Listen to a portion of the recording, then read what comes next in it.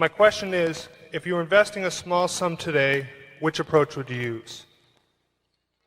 Well, I would use the approach that I think I'm using now of trying to search out businesses that where I think they're selling at the lowest price relative to the discounted cash they would produce in the future. But if I were working with a small amount of money, the universe would be huge compared to the universe of possible ideas I work with now. You mentioned that 56 to 69 was the best period. Actually, my best period was before that. It was from right after I met Ben Graham in early 1951. But from the end of 1950 through the next 10 years, actually returns averaged about 50% a year. And I think they were 37 points better than the Dow per year, something like that. But that I was working with a tiny amount of money. And so I would pour through volumes of businesses, and I would find one or two that I could put $10,000 into or $15,000 into that were just ridiculous. They were ridiculously cheap. And obviously, as the money increased, the universe of possible ideas started shrinking dramatically.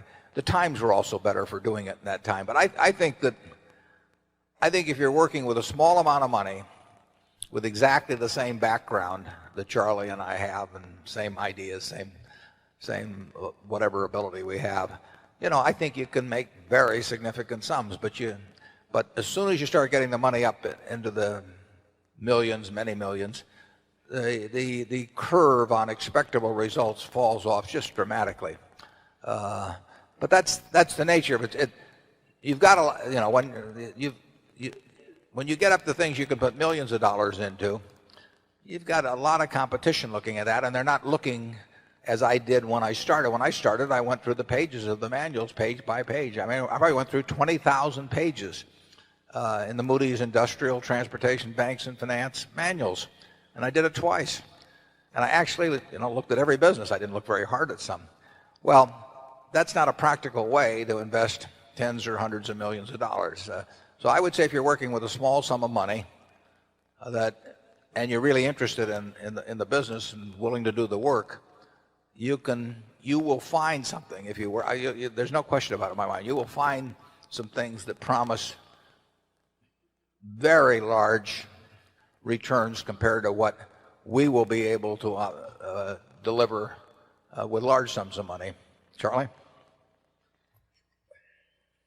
Well, yeah, I think that's right. A brilliant man who can't get any money from other people and is working with a very small sum probably should work in very obscure stocks, searching out unusual mispriced opportunities. But, that's such a small world. It may be a way for one person to come up, but it's a long slog. Yeah, most smart people, unfortunately, in Wall Street figure that they can make a lot more money, a lot easier, just by one way or another, getting an override on other people's money or